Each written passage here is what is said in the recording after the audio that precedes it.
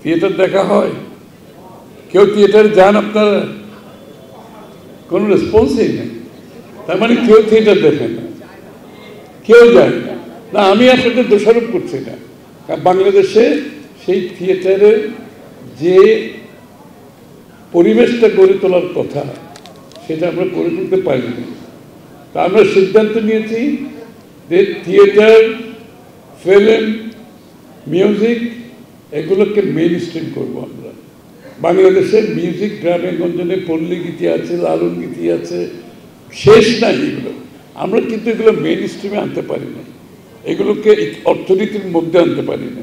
এই লোকগুলোর জীবনযাত্রা একেবারে নিম্নমানের, আর্টিস্টরা কোনো পয়সা পায় না বাংলাদেশে।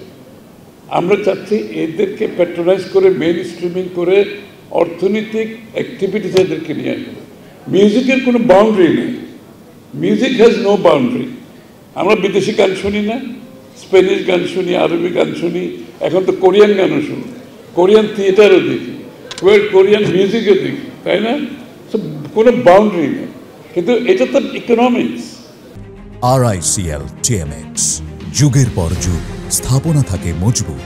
এটা খালি কালচার না, এটা হচ্ছে ইকোনমিক। এই মাধ্যমে যারা ইকোনমি ড্রাইভ করে, লোক চাকরি করে, লোক শুনে, লোক দেখে, লোক পয়সা দেয়, এটা হচ্ছে জিডিপি। আমরা যে পয়সাটা খরচ করি এটা জিডিপি। সো আমার জিডিপি যখন আমরা বলি আমরা ডবল ডিজিট 10-11% নিয়ে যাব, এগুলো সব যোগ হবে। স্পোর্টস ইকোনমি যোগ হবে, আমাদের এই যে কুটির শিল্প যাদেরকে, এদেরটা যোগ হবে, মিউজিক যোগ হবে, থিয়েটার যোগ হবে, এবং থিয়েটার শিল্পী যারা আছে তাদের লাইফস্টাইল, তাদের জীবনযাত্রার মান চেঞ্জ হবে, থিয়েটারের সাথে যারা কাজ করবে। So this is big economy, এটাকে বলে ক্রিয়েটিভ ইকোনমি।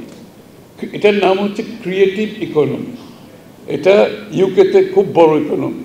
তো আমরা ওই মডেলটা নিচ্ছি, ক্রিয়েটিভ ইকোনমি। এবং বাংলাদেশের ইকোনমিক মডেল, যেটা আমি শুরুতেই বলেছি, আমাদেরকে নতুন মডেল ইকোনমি চিন্তা করতে হবে, সবাইকে ইকোনমির সাথে সংযুক্ত করতে হবে। ওই গ্রামের ওই লোকগুলো কুটির শিল্পে ওরা সংযুক্ত হবে, আমাদের আর্টিস্টরা সংযুক্ত হবে, আমাদের স্পোর্টসম্যানরা সংযুক্ত হবে, আমাদের কালচারাল লোক যারা সবাই সংযুক্ত। অর্থাৎ বাংলাদেশের অর্থনীতি উন্নয়নের সাথে আমাদের প্রত্যেকটি গোষ্ঠীকে সংযুক্ত করতে হবে। এর জন্য আমরা নাম দিয়েছি, বিএনপির স্লোগান হচ্ছে অর্থনীতিকে গণতন্ত্রায়ন করা। খালি রাজনীতিকে গণতন্ত্রায়ন করে ভোটের অধিকার পেলে তো হবে না। অর্থনীতিকে গণতন্ত্রায়ন করা অর্থ হচ্ছে এই অর্থনীতি সকলের জন্য হতে হবে।